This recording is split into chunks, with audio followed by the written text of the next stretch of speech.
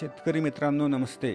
मे महिन्यामध्ये जो अवकाळी पाऊस झाला होता त्या पावसामुळे निफाड तालुक्यातील द्राक्ष बागायतदारांचे देखील नुकसान झाले होते। तर पिंपळगाव बसवंत येथे तर पावसाने तुफान फटकेबाजीच केली होती। त्यामुळे द्राक्ष बागांमध्ये पाणी साठून आर्द्रतेचे प्रमाण देखील खूप वाढले होते आणि सूर्यप्रकाशही खूप कमी वेळ झाडांना मिळत होता।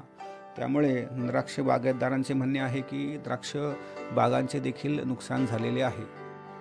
त्यामुळे आज दिनांक 12 जून रोजी जिल्हा अधीक्षक कृषी अधिकारी श्री अभिमन्यू काशीद साहेब तसेच द्राक्ष संशोधन केंद्र येथील डॉक्टर राकेश सोनवणे सर यांनी आज पिंपळगाव बसवंत येथील श्री निखिल अरुण मोरे यांच्या द्राक्ष बागेत जाऊन पाहणी केली।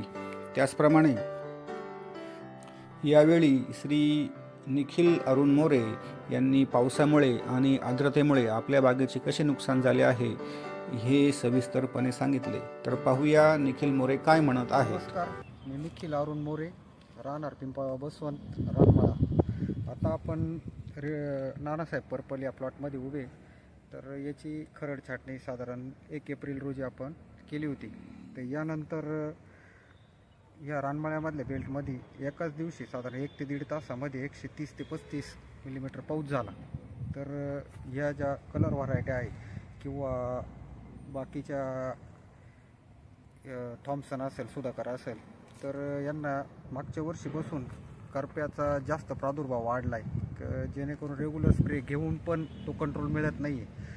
इथून मागे 2 ते 3 स्प्रे नुसते कॉपरचे जरी घेतले तरी करप्याचा कंट्रोल मिळत होता। यावर्षी कोनिका असेल किंवा इतर जे झोल ग्रुपमधले असतील ते एवढी औषधं घेऊन सुद्धा करपा वाढतोच आहे। तर साधारण दरवर्षीच्या तुलनेत 10 ते 12 स्प्रे यावर्षी पावसामुळं वाढले। त्याच्यात पाहिजे एवढा सनलाईट मिळालेला नाही आहे, तर गर्भधारणा होईल का नाही याच्यावर शंका आहे।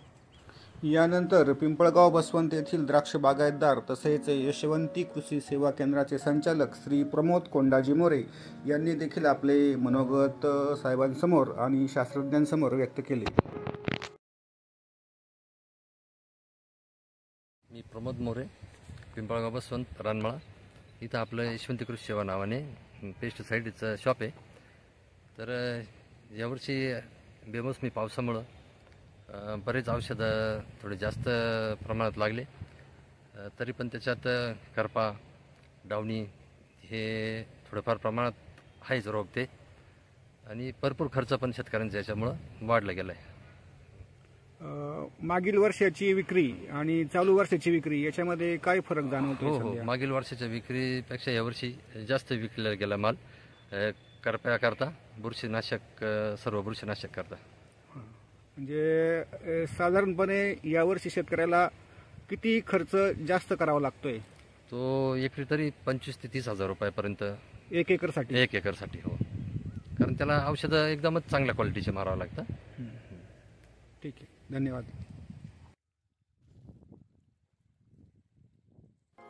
या प्रसंगी द्राक्ष संशोधन केंद्र पिंपळगाव बसवंत येथील शास्त्रज्ञ डॉक्टर राकेश सोनवणे सर यांनी या परिस्थितीमध्ये द्राक्ष बागेची कशी काळजी घ्यावी याबाबत शेतकऱ्यांना सविस्तर मार्गदर्शन केले। शेतावर प्रत्यक्ष भेट देत आहोत। तर त्या भेटीसाठी आपल्या जिल्ह्याचे जिल्हा अधीक्षक कृषी अधिकारी, तालुका कृषी अधिकारी, शास्त्रज्ञ आणि सर्व शेतकरी बंधू उपस्थित आहेत। तर आपल्याला कल्पना असेल की बऱ्याचदा गेल्या हवामान बदलामुळे अवेळी पावसाचं प्रमाण वाढलेलं आहे। आता या वर्षाचा जर विचार केला तर यावर्षी साधारणतः 250 ते 400 mm दरम्यान आपल्याला अनियमित पाऊस झालेला आहे, की ज्यामुळे साधारणतः आता पिंपळगावचं रानमाळ्याला जे एका दिवशी जवळजवळ 135 mm आसपास पाऊस झाला।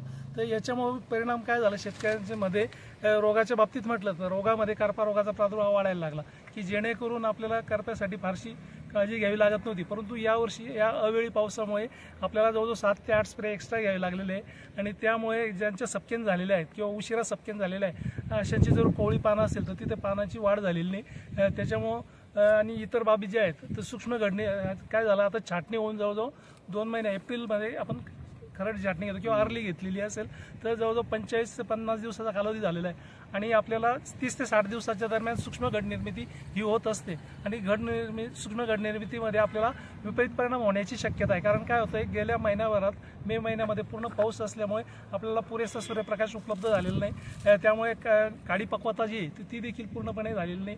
तर आज जरी आपण प्रत्यक्ष ज्यावेळेस भेट देतोय तर या नानासाहेब पर्पलमध्ये जवळजवळ या एका वेलीवर आपण जवळजवळ 28 ते 30 काड्या ठेवलेल्या आहेत. त्यापैकी जर तुम्ही सूक्ष्मपणे जर बघितलं तर तळाचे फक्त 2 ते 3 डोळे जे आहेत ते फक्त तुमचे आत्ताशी पक्वतेकडे चालले आहेत. अजूनही काडी ही इमॅच्युअर आहे, म्हणजे अजून पक्वता झालेली नाही, त्यामुळे आपल्याला विपरीत परिणाम होण्याची शक्यता नाकारता येत नाही. तरी त्यासाठी आपल्याला जे काही उपाययोजना करायच्या आहे तर सूक्ष्म घड निर्मितीमध्ये महत्त्वाचे जे काही 2-3 फॅक्टर आहे तर त्यामध्ये महत्त्वाचा भाग म्हणजे जो आहे तर आर्द्रता जास्त वाढली की तुमचं घड निर्मितीवर परिणाम होतो किंवा आर्द्रता ही कमी असणं गरजेचं किंवा कॅनोपी जी आहे तर ती मध्यम पाहिजे. परंतु काय होतं, अति पावसामुळे किंवा अवेळी पावसामुळे आपली कॅनोपी जोमाने वाढते, त्यामुळे आपल्याला वेळोवेळी बगल फूट काढणं गरजेचं आहे किंवा शेंडा पंचिंग करणं गरजेचं आहे, या काळजी घ्यायची आहे. तसेच करपा जर वाढत असेल तर करपाच्या वाढीसाठी आपल्याला कॉपर हायड्रॉक्साईड जो येतो तो 1.5 ते ग्रॅम प्रति लिटर किंवा आपण बोर्डो मिश्रणाची जर आपण 2.5 ते 0.2 ते अर्धा टक्का आपल्याला फवारणी घेणं गरजेचं आहे की जेणेकरून आपल्याला करपा रोगाचं नियंत्रण करण्यासाठी मदत होईल. आणि या व्यतिरिक्त आता बरंचसं आता जसं आपण म्हटलं सूर्यप्रकाश नव्हता, त्याच पद्धतीने ढगाळ हवामान देखील गेल्या आठवड्यापासून आपल्याला आढळून येत आहे, त्यामुळे भुरी रोगाचा देखील आपल्याला प्रादुर्भाव वाढण्याची शक्यता आहे. त्यासाठी आपल्याला सल्फरचा वापर करायचा किंवा शिफारस केलेली जी काही बुरशीनाशक आहे त्याची आपल्याला काळजी घ्यायची. बऱ्याचशा काही द्राक्ष बागा आहेत तर त्यामध्ये आपल्याला काही काही ठिकाणी जिथं पाण्याचा व्यवस्थित निचरा झालेला नाही अशा ठिकाणी आपल्याला डावणी मिल्ड्यूचा प्रादुर्भाव आढळून आलेला आहे. तर त्यासाठी डावणीच्या नियंत्रणासाठी आपल्याला जी शिफारस केलेली बुरशीनाशक आहे त्याची आपण योग्य मात्रेनुसार जर फवारणी घेतली तर आपल्याला व्यवस्थित त्याचं नियंत्रण करणं गरजेचं होईल.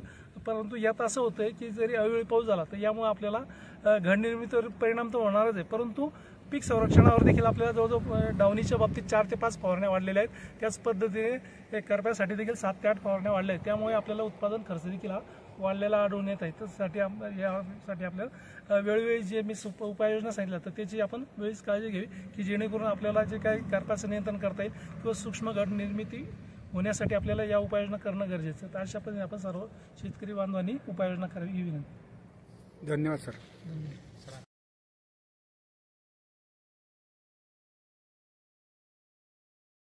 यानंतर जिल्हा अधीक्षक कृषी अधिकारी माननीय श्री अभिमन्यू काशीद साहेब यांनी द्राक्ष शास्त्रज्ञ तसेच तालुका कृषी अधिकारी तसेच तंत्र अधिकारी आणि शेतकरी यांच्यासोबत द्राक्ष बागेची पाहणी करून आपली प्रतिक्रिया व्यक्त केली. परिणाम द्राक्ष बागांवर दिसून येतो. ज्या भागामध्ये मोठ्या प्रमाणात पाऊस पडलेला आहे आणि पाण्याचा निचरा झालेला नाही त्या भागांमध्ये घड निर्मिती होण्यासाठी अडचणी येत आहेत. तर त्याबाबत आता जे आपले शास्त्रज्ञ आहेत त्यांनी योग्य मार्गदर्शन केलेलं आहे. तर त्या मार्गदर्शनानुसार शेतकरी बांधवांनी इथून पुढे काळजी घेणं आवश्यक आहे जेणेकरून पुढचा होणारा जो आपला काय धोका आहे तो आपण कमी करू शकतो. धन्यवाद सर.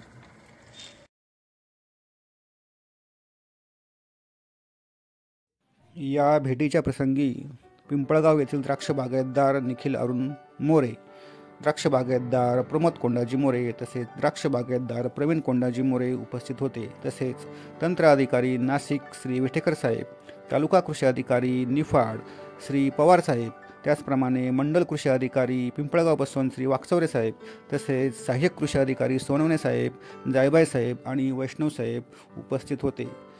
भेटीच्या समारोपानंतर मंडल कृषी अधिकारी वाकचौरे साहेब यांनी सर्वांचे आभार मानले आणि भेटीचा कार्यक्रम संपन्न झाला. तसेच व्हिडिओ आवडल्यास लाईक करा, शेअर करा आणि चॅनलला सबस्क्राईब करा. धन्यवाद.